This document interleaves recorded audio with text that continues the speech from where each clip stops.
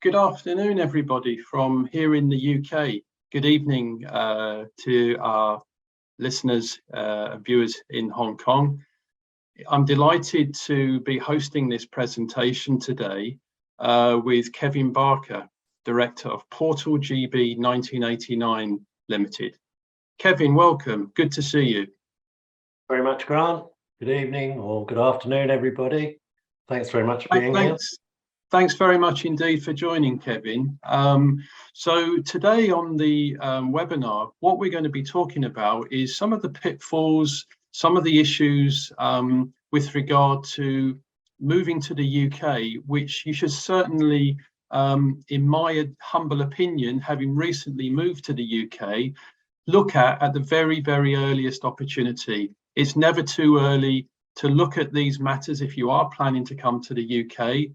But certainly it can be too late. I mean, from my own personal experience, looking at matters relating to housing, schooling, a whole host of issues relating to a move to the UK, the earlier you can start, the better would be the best piece of advice I can give. And it's an absolute pleasure to have Kevin here, who will be able to provide that necessary advice to really help those of you planning to come to the UK. And what I'm going to do halfway through the presentation is I'll hand over to Kevin so that he can highlight some of the key points, and then obviously for individual inquiries follow up on a one-to-one down the line. And then at the end of the presentation we will circle back to some questions. So do feel free to ask your questions during the presentation, which we will take at the end.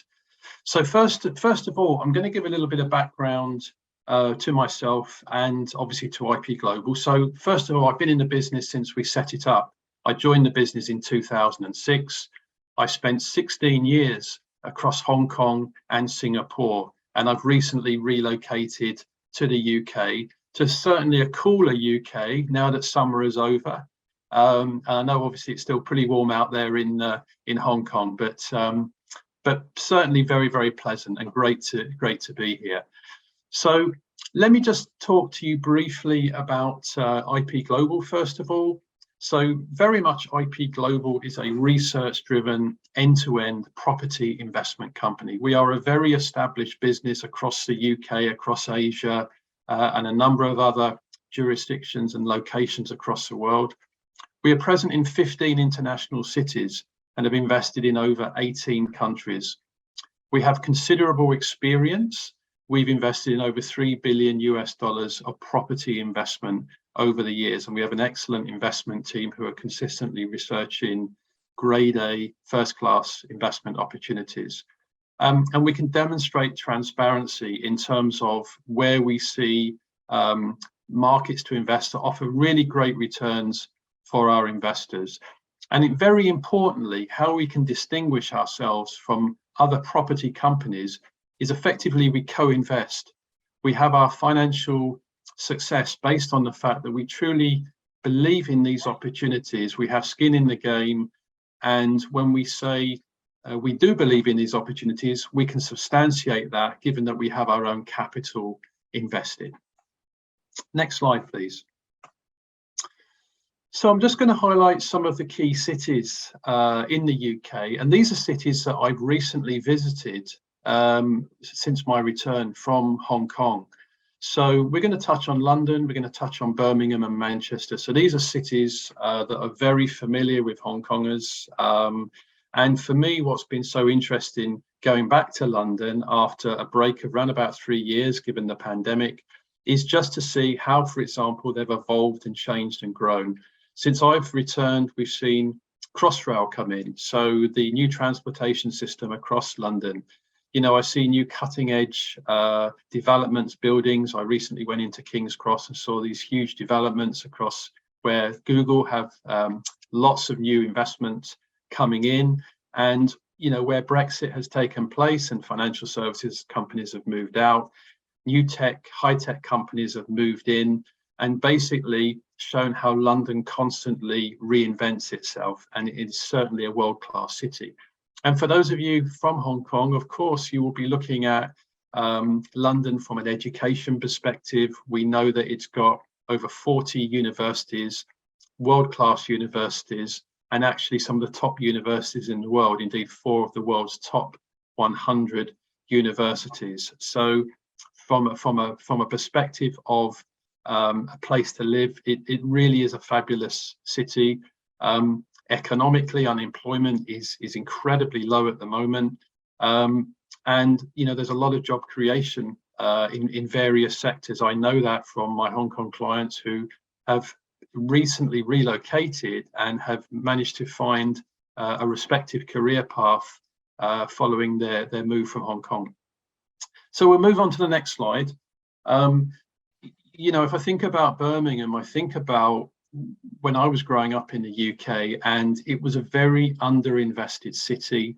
It was a city that was very tired, had lots of economic challenges. But if you go to Birmingham now, I mean, it's incredible how it's changed. Obviously, for those of you who may be planning to come to the UK this year, next year, the year after, what I can say is if you're looking to buy property initially to rent and then use that property as a base when you first arrive, it really is a great city like London and Manchester that I'll focus on shortly. Very undersupplied, super rental market. We know that because we have our own office in Birmingham for rentals. But it's a very, very livable city, which wasn't necessarily the case in the past. There are bars, restaurants, there are more Michelin star restaurants than anywhere else in the UK aside from London. Great amenities. We've just had the Commonwealth Games this summer, which has really showcased Birmingham. And also we have the HS2, the high-speed rail link, that will be coming into Birmingham over the next sort of 5 to 6 years, which will mean a journey time of less than 45 minutes into London, so making London commutable. But it certainly is turning into a world-class city. And if you'd have said a number of years ago, you'd have the likes of Goldman Sachs in Birmingham, you would have laughed. So it's really going places, and has a very strong Hong Kong Chinese population. And again, having recently been there, as I say, I can't emphasize enough, a very, very livable city. So on the next slide, just for Birmingham, and we could do this for London and we could do this for Manchester, we're just going to highlight the undersupply. And if we look at the next 10 years or so, we just see consistently strong undersupply in Birmingham. And as I say, this could be replicated for a number of cities. The UK has always historically been undersupplied due to slow planning rules and regulations. Since COVID, obviously, town planners have not been meeting necessarily during the heart of the pandemic. And these applications have been even further slowed down, meaning that the undersupply has been further exacerbated. So we see a consistently undersupplied market way past 2030. But nevertheless, as I say, lots of jobs in tandem being created as part of the Northern Powerhouse, de-risking London, corporates investing in the likes of Birmingham and Manchester, regenerating these cities, creating a lot of jobs on the ground. So, as I say, if you're looking to buy in advance of moving to the UK and looking to rent property, these type of cities such as Birmingham, the yields are good. And as I say, we know that because we have our own offices in the likes of Birmingham, in Manchester, and of course in London. Next slide, please. Okay, so I'm just going to finish off with a few thoughts on Manchester before I hand over to Kevin. I was in Manchester 3 weeks ago. My mother-in-law, who's Hong Kong Chinese, lives just outside of Manchester. Amazing how, again, the city is developing. This is a picture here of Media City. Media City is like the Canary Wharf of the North. What Canary Wharf is to banking in London, Media City is to media, technology, and education with Salford University, for example, and a whole host of corporates from ITV, Google, etc., etc. And just amazing the amount of infrastructure investment improvements there, bars and restaurants, and over the next number of years with Media City 2, there's going to be about another 60,000 jobs created here. And again, I could list maybe 4 or 5 key regeneration sites across the city, similar to this, as the city is continuing to go from strength to strength. So overall, 2.8 million people in the city of Manchester. Again, a very strong population from Hong Kong, lots of Hong Kongers in Manchester, which is great to see.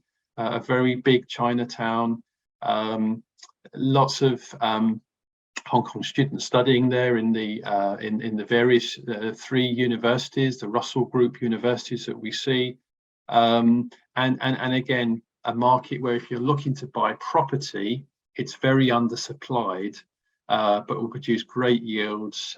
In my view, great capital appreciation over the number of years as the city is expanding and growing, and therefore another reason to start early with your planning if you are looking to go to the UK, because you're taking time to find the right property, of course, is very, very important to get that base that you're looking for. So at this point, I'm just going to have a pause and hand over to Kevin Barker, Director of Portal GB 1989, who's now going to talk about some of that important planning that you should do ahead of your move to the UK, and I know we'll offer some really good tips for your consideration. So Kevin, thanks again for joining, and I'll hand over to you at this point. Okay, thanks very much, Grant. Thanks for the introduction. Good afternoon or good evening, everyone. So my name is Kevin Barker. I'm a director of Portal GB. We've been in business 33 years internationally, advising people moving from one country to another. About a year or so ago, we decided to specialize a little bit more on some of the needs required when one moves internationally, including taxation, but also dealing with the softer issues like healthcare, education, housing, law, etc. As our name implies, what we do is we develop an overall plan for people, and then we have service providers, people who specialize in particular areas, to make sure that you get the best possible advice. Next slide, please. So what are our goals or our aims? They're twofold, really. First off, to save you money. Most people who talk to us come to us because we can save considerable amounts of money. But for me, equally as important is to remove stress. Moving internationally, moving home anywhere, but moving internationally, I too have lived overseas and moved, as has my business partner from Hong Kong. So we know full well that this is a very stressful experience. And basically, if you can cover all of the areas where there are pitfalls and take advantage of the opportunities, then your life will be a whole lot more enjoyable. But we understand that primarily anyone will come to us to save money. We think we can do that with 99% of the people who come to us. We offer a guarantee that if we can't save you the money, at least equivalent to our first year's fee, then we will not charge the fee. So basically, if we can't net make you better off, then we will not charge you anything. And I'm fairly certain we will still be able to help you. So what I'm going to do today is to go through a case study of a client who came to us very recently. In fact, this was a South African gentleman. He was planning with his family to move from South Africa to the UK. He came to us in June and was pleased to tell us he was moving in July. So I'd just like to emphasize a point that Grant made a bit earlier, that you can never be too early in starting to look at a situation, and you can absolutely be too late. 3 weeks was almost too late. We were able to help him. And what I'm going to do today is try and demonstrate to you how we helped him and what the outcomes were. So just briefly, his situation, if I can sort of go back a slide, his situation was that he had assets of £5 million, so fairly relatively wealthy individual. His income or earnings in the UK was going to be £100,000 per annum. his wife had a business producing £50,000 profits, and he was able to make £50,000 of income from those investments. So as I say, relatively wealthy individual, but one doesn't have to be that wealthy for us to be able to help. The sort of basic rule of thumb that we use is that if you think you have more income than you will be expending once you come to the UK, then we can help you.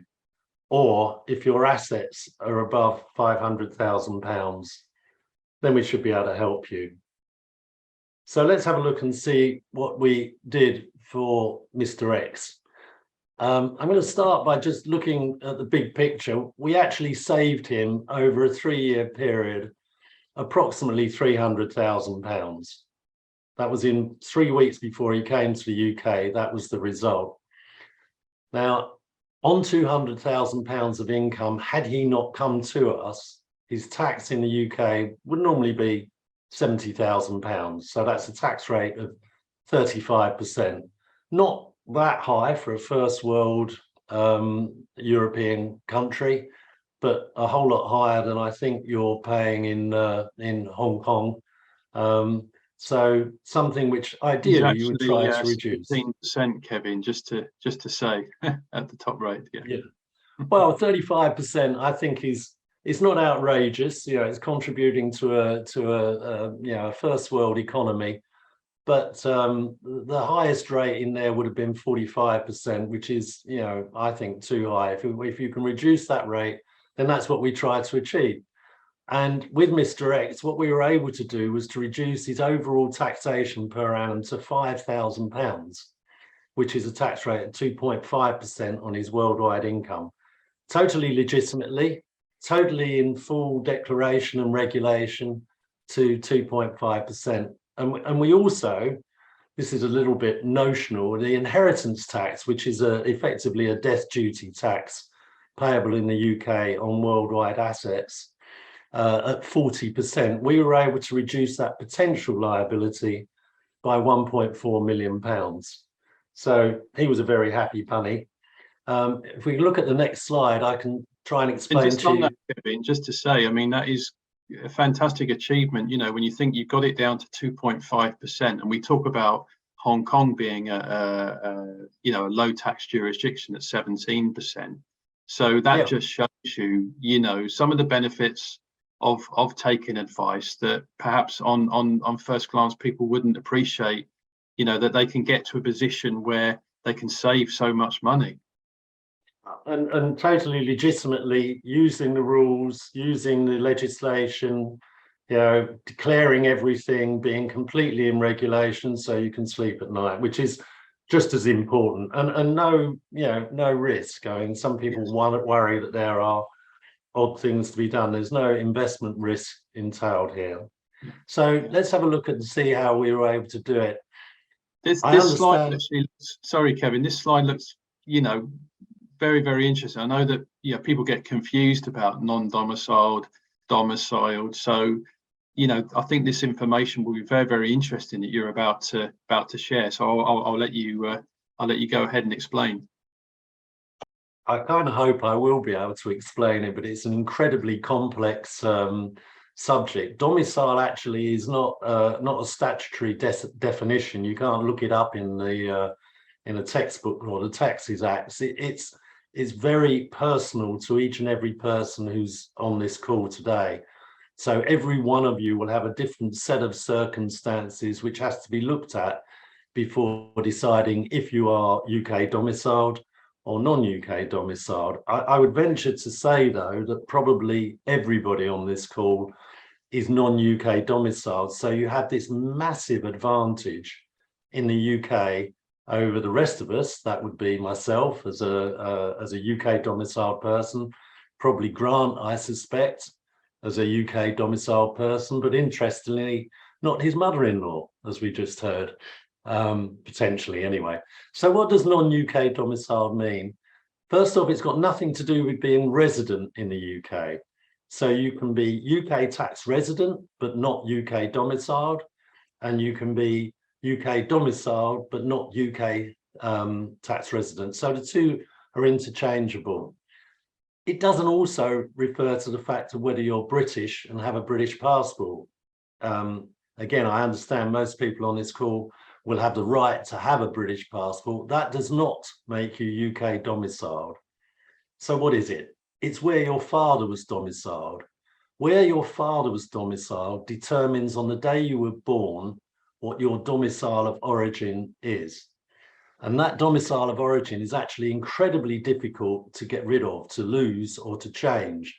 The only way you can do it by choice, and that choice has to be an absolute final determination that you've changed the place you live. And it's really not the best thing you can do. Your non-UK domicile is a massive asset. And if you hang on to it, then you can take advantage of the tax legislation in the UK.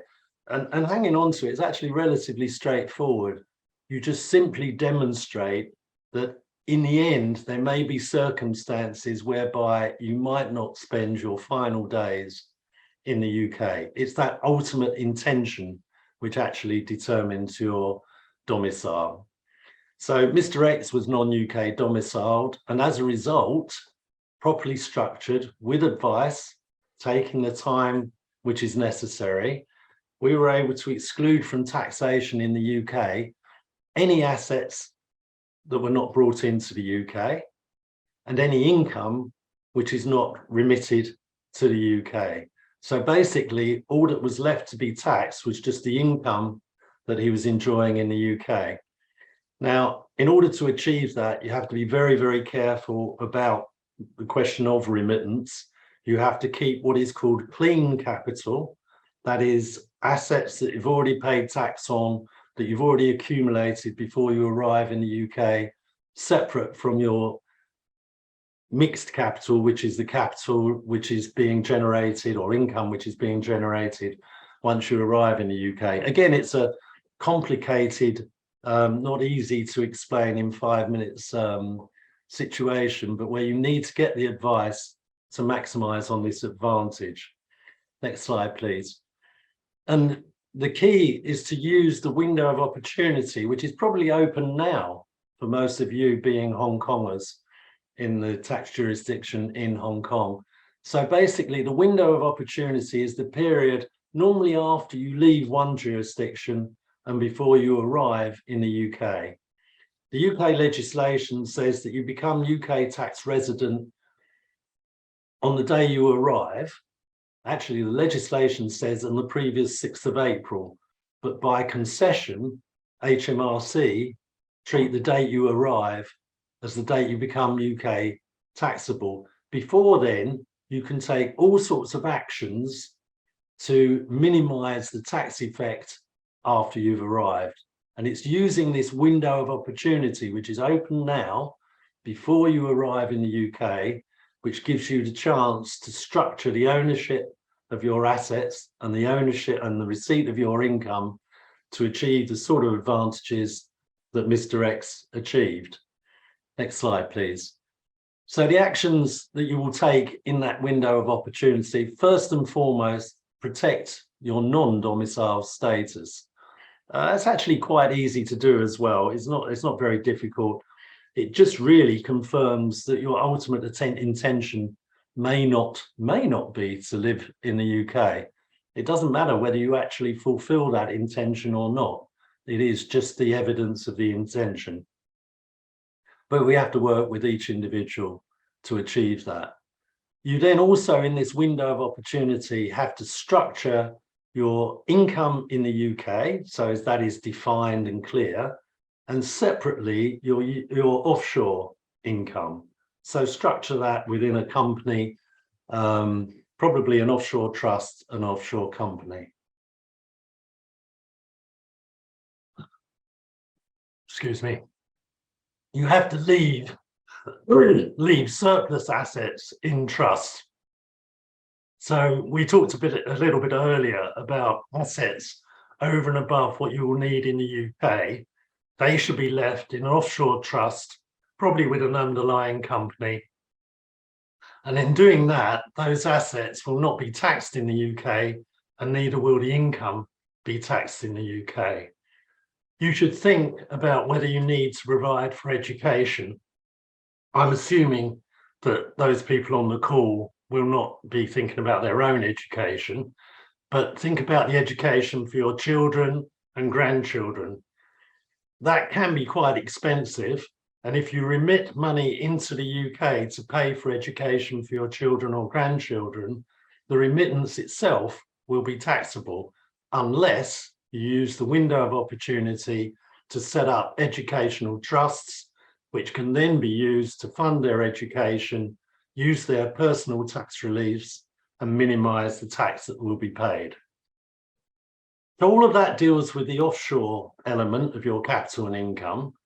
We also plan for the onshore bit, the bit in the UK, to make sure that that achieves the minimum possible taxation.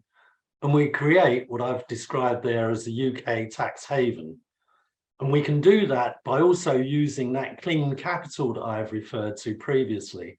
Capital that's already been taxed should be separated and can then be remitted to the UK with no taxation whatsoever. It's not liable to tax. So those are the actions we take. Next slide, please. So in the next slide, you can see, again, I've used that phrase, the UK tax is a tax haven for those properly advised. 2.5%, the rate of tax that Mr. X will be paying, by anybody's definition, is a tax haven. It's achieved by leaving those assets, structuring those assets outside of the UK, but also then minimizing the UK tax, which you can do by the use of pension funds. Now, pension is the UK, is a means of reducing UK taxation. So Mr. X was able to pay £80,000 into basically a personal trust, which reduced his tax liability or taxable income by the £80,000. And in this example, saved him £16,000 per annum. The money is still his. It grows in a completely tax-free fund, no income tax, no capital taxes. And in addition, once it's been put into a pension fund, no inheritance tax liability.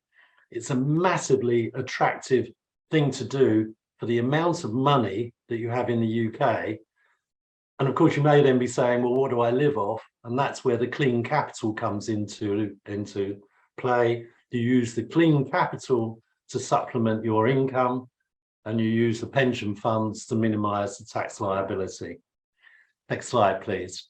Just on that, Kevin. So, I mean, it's just fascinating to listen to what you're saying there. I mean, obviously, just again, sharing the detail and the time that you genuinely need to take with these matters to get obviously prepared as early as possible. I mean, some of that information about education and education planning for non-domiciled, I thought was really, really interesting there. And you know, some of that advice that you provided already would have been useful to me a while back. So I'm sort of listening to you on the other side now and just seeing the value in all of this information that you're providing across these key points of planning that you need to take into consideration before obviously you head to the UK. And yeah, you can't emphasize enough, 2.5% tax, to achieve that, it just shows you how, as I say, you can make the UK a tax haven, doing things legitimately, correctly, to pay a very low rate of tax. So yeah, all very, very interesting. It's the point you made earlier. You can't start looking at this too early. You just can't. You can plan, be ready to implement. You definitely can be too late. Some actions are possible once you've arrived in the UK, but most of the ones I've described thus far are not possible. But even for those who may be on the call who perhaps have already become UK tax resident, there is a chance in the first year or two that some actions can be taken using that non-UK domicile status, but most of the advantage accrues before you arrive in the UK. So when you arrive in the UK, I imagine that most individuals be looking to buy a property, and probably most people are planning to use their capital that they already have to buy that property. And that actually may be a mistake, because if you take, for example, 500,000, if just to take a number, into the UK, that amount is brought into the UK tax regime. It reduces your clean capital because you've now brought it in. And it also creates potentially an inheritance tax liability. Contrast that, if you mortgaged up to 50%, 50 to 60% is quite feasible and can quite easily be arranged. 50%, so a £250,000 mortgage in that example would reduce your potential inheritance tax liability by £100,000, and of course, protect your clean capital, allowing you to invest that money. So a mortgage may well be the answer. Next slide, please. Yeah, and I would totally agree with that, Kevin. I mean, obviously, from our perspective, for a whole variety of reasons, we typically encourage mortgaging opportunity for, leveraging provides the return on your investment. It sort of magnifies your return. There can be obviously the tax advantages and so on, and yeah, that's really sort of a key part of our proposition, where we can help clients alongside obviously all of this valuable work to downsize inheritance tax bills, etc. So no, I would totally agree with you on that. Yeah. Yeah, even with interest rates, increasing and increasing regularly to levels we haven't seen for 30, 40 years, but still one should be able to generate an investment return above the rate of interest. So as a sort of financial equation, ignoring the tax, it makes sense. Take the tax into account and it makes total sense. And it does create that extra amount of money to invest, whether you put it into property or just use an investment manager. One of the things we do in Portal, one of our service providers, is in the area of investment management. The key with an investment manager is you have to trust implicitly the investment manager that he will or she will perform with your funds. And I guess most people will think, well, I already have an investment manager who works with that, and that's great. However, your circumstances are about to change, and your investment manager has to be aware of the necessity of protecting your clean capital. And most importantly, he has to be aware with any other funds that they must not be invested in the UK. So, for example, if your investment manager thought it was a great idea to buy, let's say, £100,000 of UK Treasury stock, that action would be a remittance to the UK. You should technically declare that and pay tax on it, which could be anything between £20,000 and £45,000. So investment manager has to work within the team to maximize the benefit for you. It's not just sufficient that they are good, decent fund managers who've been working with you.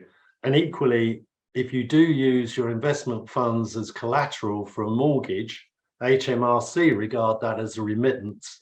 So it's important that we get that structured right, so that isn't the case.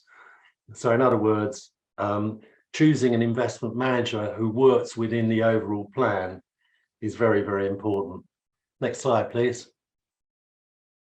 So far, this has all been about finance, but quality of life is just as important. We talked about the need to de-stress in this very, very stressful situation that you will face. And there are certainly areas of life in the UK which are totally different, probably, from what you have experienced thus far. And within our service providers, our range of services, there are a number of areas where we believe we can help to reduce that stress. So I just want to focus on 3 of those. If we can look at the next slide, please. First of these is healthcare.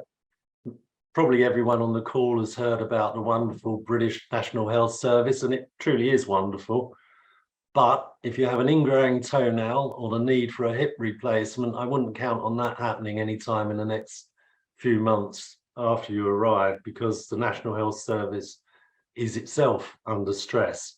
So instead, a lot of people look towards private healthcare, which you can deal with in two ways. You can either self-fund operations in private hospitals, which is one route, but quite expensive if it's a big operation, or you can provide through some sort of insured scheme.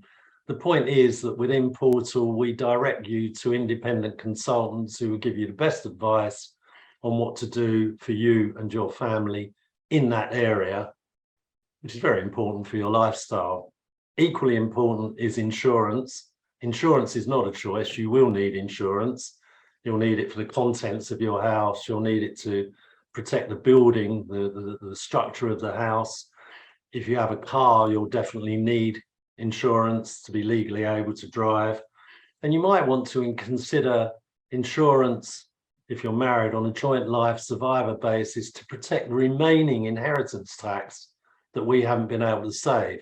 It's actually a very, very cost-effective way of paying inheritance tax and leaving more assets in the future for the family.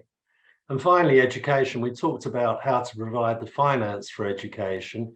Choosing the educational establishment is incredibly complex. The UK has a great public sort of state system, but the private system is probably better. And if you're choosing to educate your children through private education, selecting the right school for them with their particular needs is very important. And again, we provide independent expertise to make that happen. So ladies and gentlemen, in a very quick time to try and demonstrate all the pitfalls and opportunities, I hope that's been of interest. You can contact me through our email or our website, but for now, I think that's enough from me. I'll hand back to Grant and see if we can deal with any questions. Yeah, thank you, Kevin. I mean, that again, that last slide, just going through education, insurance, and health planning, etc. I mean, I've gone through that myself, and you're absolutely spot on. National Health Service is great, but to have some provision for health planning for emergencies, for the fact that operations can take some time, etc., is critical.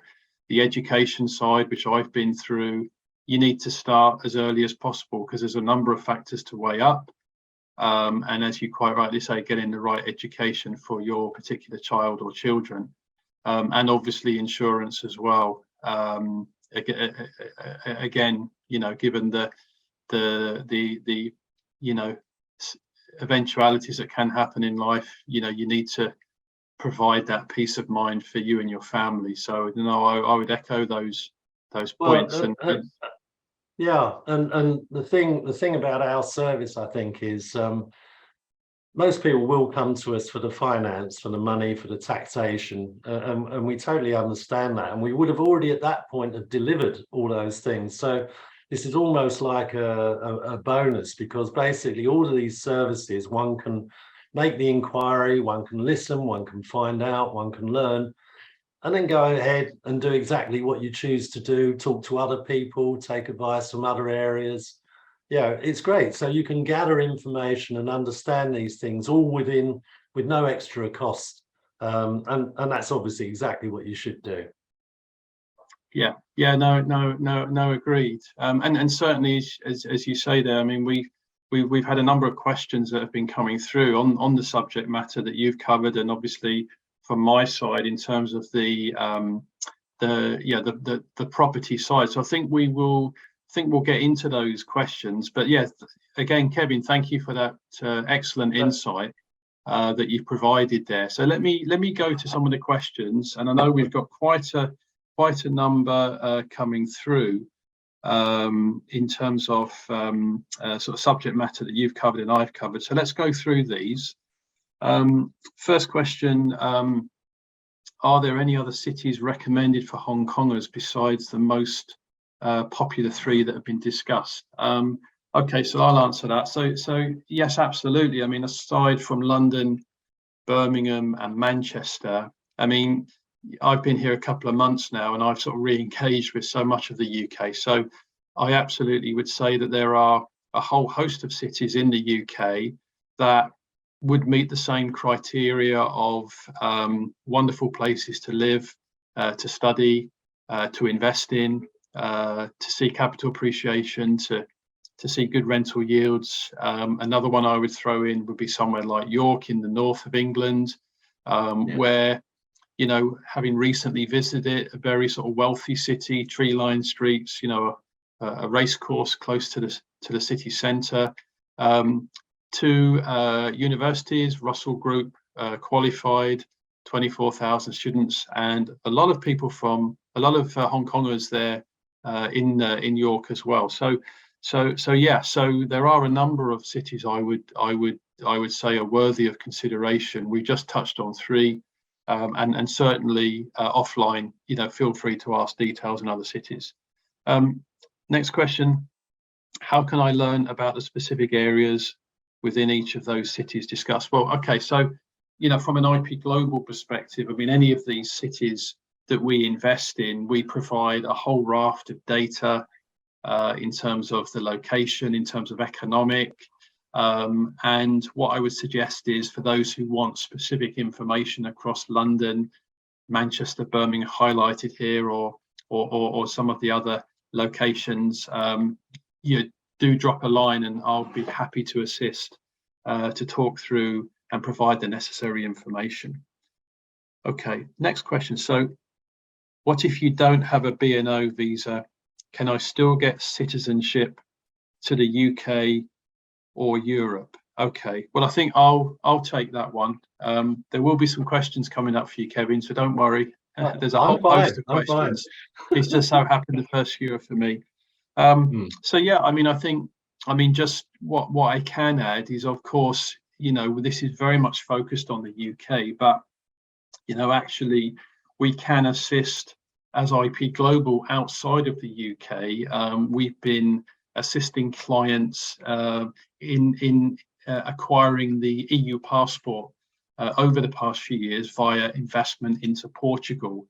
So what I would suggest again is, if you are keen to understand about that part of our business, investing, living, acquiring the EU passport, again, please feel free to drop me a line, and I'll be delighted to assist and provide all the necessary information for the EU passport. Okay, next one. Compared to those cities you mentioned just now, which city got the most housing capital appreciation?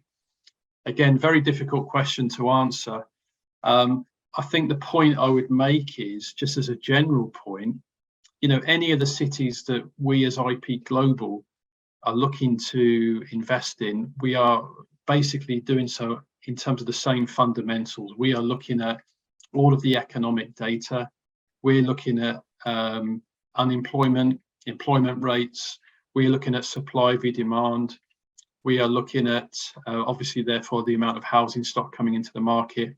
We're looking at what's going to drive prices, regeneration, new transport infrastructure, etc.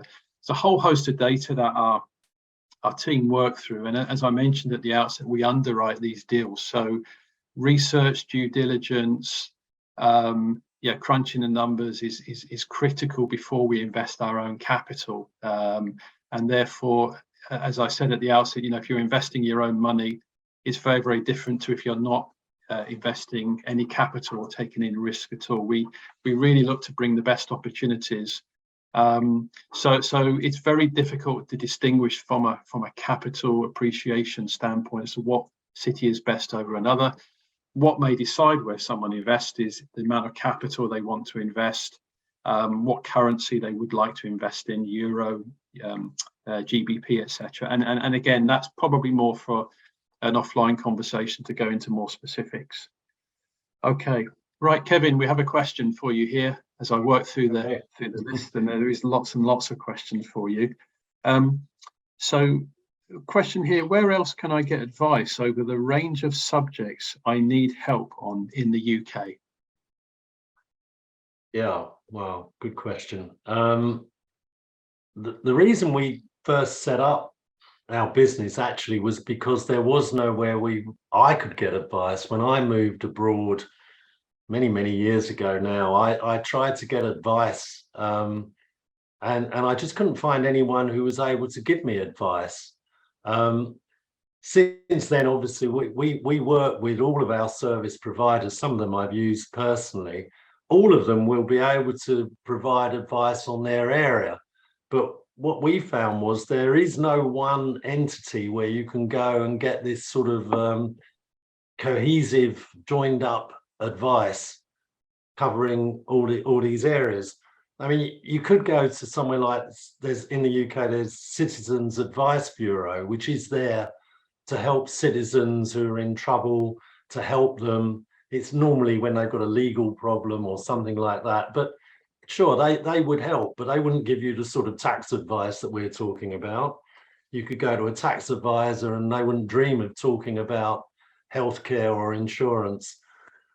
So, I mean, it's a bit embarrassing in a way, but I actually don't know of anybody else where you can get the comprehensive joined up advice, and that's why we created Portal GB. Yeah. So yeah, I hope that again, just sort of really highlighting the proposition that you present and the value add, Kevin, in terms of the fact that you're confident that you will deliver return above what your fee will be. Again, like us, putting your money where your mouth is from an investment perspective. So no, that's yeah, for us that's answer. it's not too hard to say that, because we're 99% confident that 99% of the people who come to us, we can save more than our fee. And so for us, it's a sort of easy guarantee, but it's a great comfort to people to know that we can actually deliver that. So yeah. Okay, there's another one for me here, and then a few others for yourself. So do you think property is still one of the best investments at this time? I mean, of course, I would say yes. I think, of course, it makes sense to have a balance of assets, or in terms of accessibility, in terms of what the individual is looking for. I think certainly what we can say with property right now is, although we see interest rates going up, they are still, when you look at the past 30 years, historically low.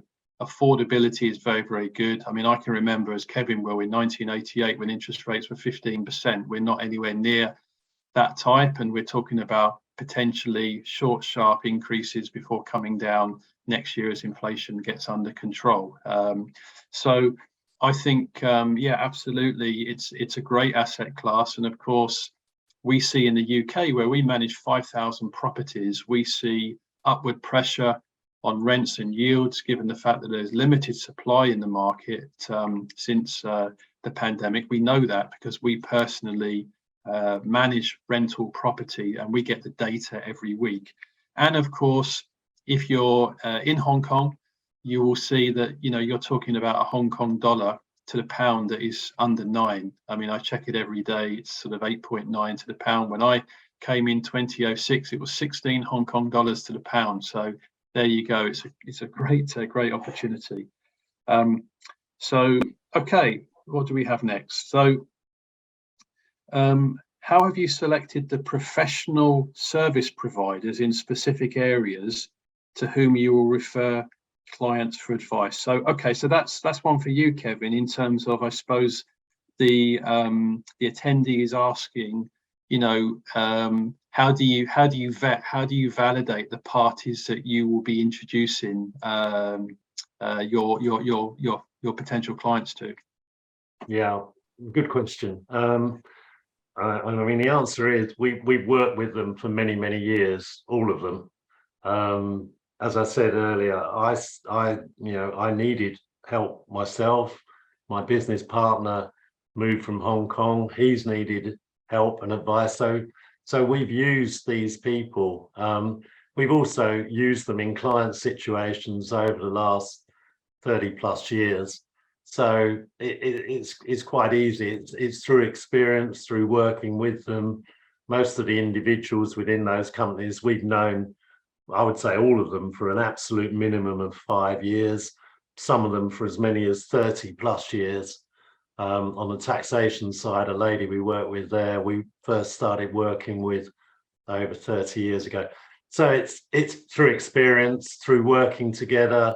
We know each other and we trust each other. And we have they know how to work within the overall comprehensive plan as well. So I think that's the answer.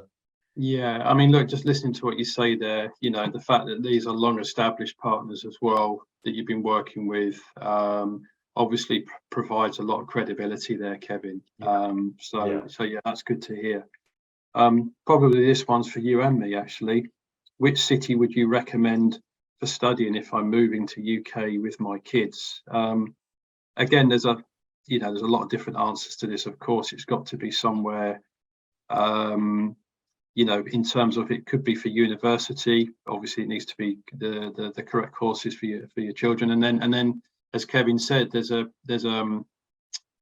state education, private education, there's such a huge choice, and what's right for one individual may not be right for the other. So presumably, Kevin, I mean, from your perspective, obviously the parties you work with will be specifically able to advise on education matters to help some of our attendees today. Yeah, we have two people we use who provide the education piece within what's required. I think it's absolutely essential that if you've got a person who's not well, even if you are familiar with the UK, I wouldn't have a clue which university or college to choose for a child, because you just don't have that information. You need an expert, and that's what we provide within Portal GB. So basically, we would refer to the expert who would sit down, analyze the skill set, the needs of the individual, the financial the amount of finance that's available, and come up with the best possible answer. So again, that should be part of the planning, I would have thought. No, certainly that's good advice. And of course, you can do it the other way around. You could say, I've already chosen the location I want to go and live in. So given that that's the criteria, what is the best given the skill set in that area? Or of course, a lot of higher and advanced education is residential, so it doesn't matter so much. But and again, it comes back to the point we've been discussing. Start early. It's never too early to start. So which is key. And then, okay, so I think this would be the final question, and before some closing thoughts from yourself, Kevin. What's the rental market in the UK like? Is it difficult to look for a flat? Okay, so I mean, I'll cover that. I mean, close to home, our marketing director, who's recently moved from Hong Kong to London, has found it difficult to find an apartment because the rental market is so strong. Yields are going up. There is limited supply. It's a great rental market, but again, that takes planning and it takes time. And as I say, we have our London office here, where we have just not enough stock. So the rental market is very, very good across London, across the regional cities. It's come back to normality post pandemic. We see upward pressure on rents, and it's a very healthy rental market right the way across the major cities in the UK for sure, and just generally, given the fact that there has been less stock coming into the market post pandemic because of town planners slower sign off, town planners not meeting, slower sign off for projects, etc., which has filtered through to a even more critically undersupplied market. So I think we're just coming up to just under the hour, which was the plan for the webinar. So I think we will draw to a close now. But Kevin, I just wanted to get any closing thoughts from yourself before we finish this presentation. No, I think I'd just like to say thank you to everyone who attended. I think living in the UK, it's a fabulous place. I was speaking to a Spanish lady the other day who said it's her first choice place to live for all sorts of reasons. So I think that's the right choice. Just plan, do it early, don't delay, take advantage of the opportunities and be aware that there are pitfalls, but you can avoid them. So, good luck to everyone who's on the call, and thanks for the opportunity of talking to you. Yeah, thank you, Kevin. I think really wise words there. I would echo your sentiment. I've just been back 2 months after 16 years away and thoroughly enjoying my time here.